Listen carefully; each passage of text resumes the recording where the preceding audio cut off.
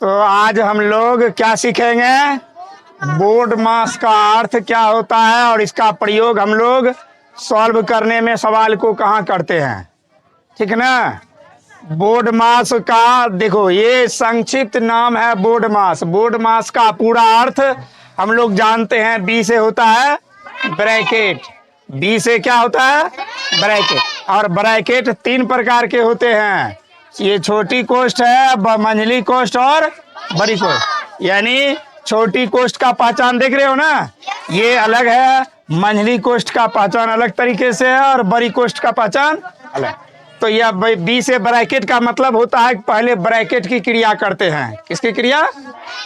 फिर ओ से of. Of का मतलब होता है का, और का एक प्रकार का गुना है। क्या है? गुना है, जो भाग से पहले होने वाली क्रिया है। ओ से ऑफ। ऑफ मतलब का। डी से होता है डिवीजन। डिवीजन को हम लोग बोलते हैं भाग, यानी इसके बाद का के बाद क्रिया होती है भाग की। एम से होता है मल्टीप्लाई या मल्टीप्लिकेशन, जिसको हम लोग बोलते हैं गुना। भाग के बाद ये गुना की प्रयोग करेंगे। ए से होता है एडिशन। एडिशन मतलब योगफल यानी जोड़। गुना के बाद जोड़ की क्रिया। और सबसे अंतिम में होता है सबट्रैक्शन, जिसको हम लोग क्या बोलते हैं, घटा। घटा की क्रिया सबसे अंत में होती है। इसका मतलब ये हो गया कि बोर्ड मास का अर्थ बी से ब्रैकेट, ओ से ऑफ, डी से डिवीजन, एम से मल्टीप्लाई, ए से एडिशन, एस से सबट्रैक्शन। यानी पहले ब्रैकेट की क्रिया, फिर का की, उसके बाद भाग, गुना, योगफल, उस घटाव।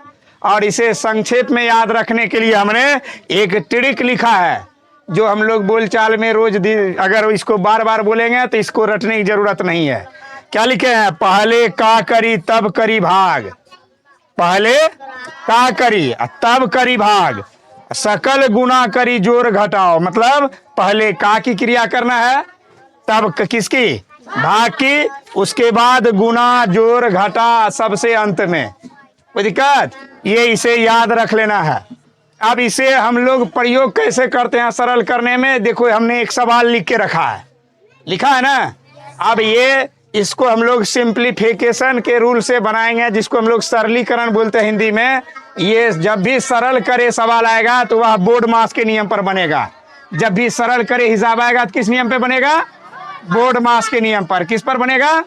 बोर्ड मास के नियम पर। सरल करे सवाल जब भी हम बनाएंगे तो बोर्ड मास के नियम। अब हमारे पास ये प्रश्न है, देख रहे हैं ना। ये प्रश्न जो है, इस प्रश्न को हम लोग ध्यान से देखेंगे। इस प्रश्न में देखो, सबसे पहले हम लोग किसकी क्रिया करेंगे? छोटी कोष्ठ की। हमारे पास दिया गया था ना पहले छोटी कोष्ठ। छोटी कोष्ठ की क्रिया, यह ध्यान दो, छोटी कोष्ठ की क्रिया करना है। जब छोटी कोष्ठ में भी अगर कहीं भी ये लाइन दिखाई पड़ जाए, पहले क्या दिखाई पड़ जाए ऊपर में? ये लाइन यानी ये रेखा। तो हम लोग सब नियम भूल के पहले इस रेखा वाले डिजिट का ही हल कर लेंगे। जैसे ही ये लाइन हमको दिखाई दे संख्या के ऊपर में, तो हम ये सारे नियम को छोड़कर अपवाद में पहले इसकी ही क्रिया करेंगे। किसकी क्रिया? इस लाइन वाली के नीचे में जो डिजिट है, रेखा वाली क्रिया। तो इसका क्रिया करने के लिए पहले हुबहू इधर क्या कर लेते हैं? उतार लेते हैं। 36 उतार लिए, फिर प्लस बड़ी कोष्ठ उतार लिए, 40 भाग मंझली कोष्ठ 3 इंटू मतलब यहाँ क्या है छिपा हुआ? गुना। कुछ नहीं, जगह बगल में कोष्ठ के बगल में कोई चिन्ह नहीं रहे तो गुना छिपा रहता है। अब हमने क्या बताया था कि हम पहले इसकी ही क्रिया कर लेते हैं। किसकी क्रिया? 20 घटा 40। 20 घटा 40, तो 20 में 40 घटाएंगे, बड़ी संख्या प्राप्त होगी। माइनस में संख्या प्राप्त होगी ना, बड़ी संख्या होने का 20 में 40 घटाएंगे तो क्या होगा प्राप्त? -20। आपको एक सर पहले भाग न देते नहीं, जब पहले ऊपर में लाइन आ जाए तो लाइन वाली संख्या के नीचे का सॉल्व पहले करते हैं। तो 20 में 40 घट गया, क्या हो गया? अब भाग देना है किससे? 8 से। भाग देना है 8 से। अब भाग देना है 8 से। अब आगे हम लोग क्या करेंगे? आगे हम लोग करेंगे, अब -20 में 8 से भाग देना है, तो फिर नीचे हुबहू ऐसे इस तरह से उतार लेंगे। 36 प्लस 40 घटा 3 गुना। अब देखो कहोगे -20 से भाग देंगे, -20 में 8 से भाग देंगे। दशमलव का भी भाग सीखे हो सभी?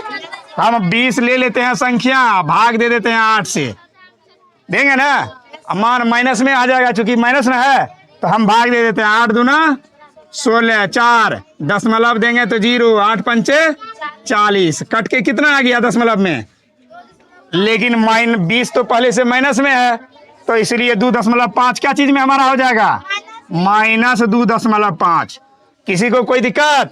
अब हमारा ये छोटी कोष्ठ की क्रिया हो गया, इसलिए छोटी कोष्ठ खत्म। छोटी कोष्ठ क्या करेंगे, हटा देंगे। अब कौन सी कोष्ठ का प्रयोग करेंगे हम लोग, मंझली कोष्ठ का प्रयोग करेंगे। मंझली कोष्ठ का प्रयोग, मंझली कोष्ठ लिखे या फिर बगल में बड़ी कोष्ठ। अब छोटी कोष्ठ की क्रिया के बाद हम लोग पढ़े हैं कौन कोष्ठ की क्रिया होती है, मंझली कोष्ठ। मंझली कोष्ठ में देखते हैं क्या है, गुना है ना, तो गुना 2.5 को 3 से गुना करेंगे। हम गुना करके देख लेते हैं, यहाँ 2.5 है माइनस में, गुना 3, 3 पचे 15, 3 दूना 6, 1 कितना आ गया माइनस में, -7.5। अब इधर हम लिख लेते हैं 36 प्लस ब्रैकेट में 40 घटा, है ना घटा, और फिर हमारा मान आया -7.5। तो मंझली कोष्ठ में लिखेंगे -7.5। कोई दिक्कत? अब हम लोग पढ़े थे कोष्ठ के बगल में यहाँ गुना का चिन्ह छिपा रहता है, यहाँ भी माइनस है, यहाँ भी माइनस है, तो माइनस गुना माइनस क्या होता है, प्लस। अब जैसे ही मंझली कोष्ठ हटाएंगे तो यहाँ क्या हो जाएगा, प्लस हो जाएगा।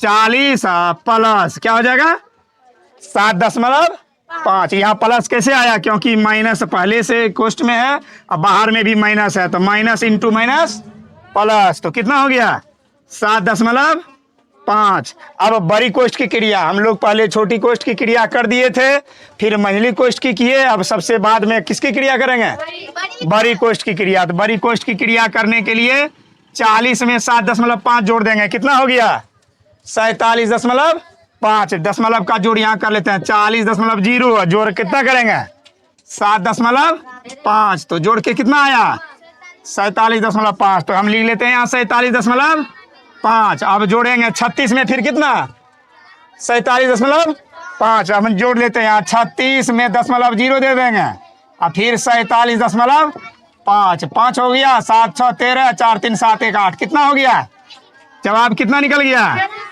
83.5। ये हो गया हमारा आंसर। इस प्रकार हम लोग समझ गए कि सबसे पहले हम लोग लाइन वाली क्रिया करेंगे, अगर लाइन रहेगा तो, लाइन अगर नहीं रहा तब हम पहले छोटी कोष्ठ की क्रिया करेंगे, ध्यान रहेगा ना। सबसे पहले हम लोग लाइनिंग की क्रिया करते हैं, अगर लाइन नहीं रहेगा तब छोटी कोष्ठ, छोटी कोष्ठ के बाद मंझली कोष्ठ, मंझली कोष्ठ के बाद बड़ी कोष्ठ। और हम लोग ऐसे तो सीखते ही आए हैं कि का भाग गुना की क्रिया करेंगे, तो ब्रैकेट में हम देख लिए कि जिस जो चिन्ह आते गया, इसके आधार पर हमारा बोर्ड मास के नियम पर हल होते गया, और ये जवाब क्या आ गया 83.5। इस तरह से तुम लोग अब सब बना सकते हो, किसी को कोई दिक्कत नहीं। अभी बनाना है सबको एक सवाल। अब हम लोग दूसरा प्रश्न जो पुनः एक बार बोर्ड मास के नियम पर बनाकर सीखेंगे, जो नहीं सीखे होंगे एक बार फिर से सीख लेना है, ठीक है। हम लोग बोर्ड मास में पढ़ चुके हैं पहले ब्रैकेट की क्रिया, कौन सी ब्रैकेट, पहले छोटी ब्रैकेट, फिर मंझली ब्रैकेट, फिर बड़ी ब्रैकेट। तो छोटी ब्रैकेट इसमें कहाँ पर है सभी बताओ, सभी 12 गुना 8 भाग 4 है ना छोटी ब्रैकेट। अब इसमें हम लोग ये देखेंगे, इधर कुछ इधर क्रिया नहीं करना है, इधर हूबहू उतार लेना है, सवाल को क्या करना है, उतार लेना है। इसमें कोई बदलाव नहीं करेंगे। 40 प्लस 36 घटा 20 प्लस, यहाँ तक उतार लिए ना। अब हम देख रहे हैं कि हमारा छोटी कोष्ठ में 2 गो चिन्ह है, एगो गुना है, एगो भाग है, डबल चिन्ह है ना। तो हम लोग ब्रैकेट में यहाँ हम लोग बोर्ड मास में जो पढ़े हैं, पहले भाग की क्रिया पढ़े हैं कि पहले गुना की क्रिया, भाग की क्रिया पढ़े हैं, पहले भाग की क्रिया पढ़े हैं। इसका मतलब है हम लोग गुना पहले नहीं करेंगे, पहले भाग देंगे। क्या करेंगे, भाग देंगे। तो किससे किस में भाग देंगे, 4 से 8 में। तो कितना बार में भाग लगेगा, 2 बार में भाग लगेगा। तो 12 गुना 2, ये 2 कहाँ से आ गया, क्योंकि 8 में 4 से हमने भाग दे दिया, भाग की क्रिया हो गया। अभी ब्रैकेट नहीं हटाएं, क्यों नहीं हटाएं, क्योंकि अभी एक ही चिन्ह का क्रिया किए हैं, एक चिन्ह का अभी बाकी है। फिर से हमारे बगल में कौन सा ब्रैकेट का चिन्ह है, ये मंझली, फिर बड़ी कोष्ठ। अब उसके बाद फिर पुनः हूबहू इधर उतार लेंगे, उतार लेते हैं 40 प्लस ब्रैकेट बड़ी कोष्ठ 36 घटा मंझली कोष्ठ 20 प्लस। अब हम जब इसकी क्रिया करने लगेंगे तो छोटी कोष्ठ में एक ही चिन्ह है ना, अब यह जब क्रिया होगा छोटी कोष्ठ हट जाएगा मतलब कितना हो जाएगा ये 12 दूना 24 और 24 हुआ तो अब छोटी कोष्ठ का कोई काम नहीं है, छोटी कोष्ठ हट गया, छोटी कोष्ठ उड़ गया समझ लो। तो अब कौन सा कोष्ठ लगेगा बगल में, मंझली कोष्ठ लगेगा और फिर उसके पीछे बड़ी कोष्ठ, यानी छोटी कोष्ठ की क्रिया कर दी है। वो बारी आई है किस कोष्ठ की, मंझली कोष्ठ में एक ही चिन्ह है, वो अभी क्या है प्लस है, प्लस कर देंगे। तो प्लस यहाँ करेंगे, इधर हु बहु क्या कर लेते हैं पहले उतार लेते हैं 40 प्लस 36 घाटा। अब 20 और 24 दोनों जोड़ेंगे तो कितना हो जाएगा 44। अब 44 लिखेंगे, यहाँ क्या लिखेंगे 44। और हमारा मंझली कोष्ठ फिर से हट गया, क्यों हट गया, क्योंकि मंझली कोष्ठ की क्रिया हुआ, इसका काम खत्म, इसलिए इसको हटा देंगे, लिखने की जरूरत नहीं है। अब हमारा सबसे अंतिम में कौन सी ब्रैकेट की हल होती है, बड़ी कोष्ठ में क्या है घाटा है। अब 36 घटा 44 है, हम लोग देख रहे हैं कि बड़ा संख्या घटेगा तो मान हमेशा क्या चीज में आता है माइनस में, तो घटा देते हैं 36 में 44 घटाएंगे तो क्या होगा 36 में 44 घटाएंगे -8, क्या होगा -8। यहाँ हम लिख देते हैं -8 लिखे। अब हम देखो यहाँ ब्रैकेट के बगल में प्लस माइनस करेंगे तो क्या हो जाएगा प्लस माइनस तो 40 -8 कितना हो गया घट के 32। ये हो गया हमारा जवाब। किसी को कोई दिक्कत, तो सबसे पहले छोटी कोष्ठ की क्रिया करेंगे, फिर मंझली कोष्ठ की, उसके बाद अंतिम में बड़ी कोष्ठ की। अगर कोष्ठ में पहले आएगा का तो का की क्रिया करेंगे, उसके बाद भाग, उसके बाद गुना जोड़ घटा, तब जाके सभी क्रिया कर लेंगे बारी बारी से। इस तरह से जब जवाब आएगा तो वह जवाब सही होगा। अगर इसमें कहीं भी उल्टा पुल्टा यूज करेंगे नियम का तो क्या हो जाएगा जवाब गलत हो जाएगा। अब इसी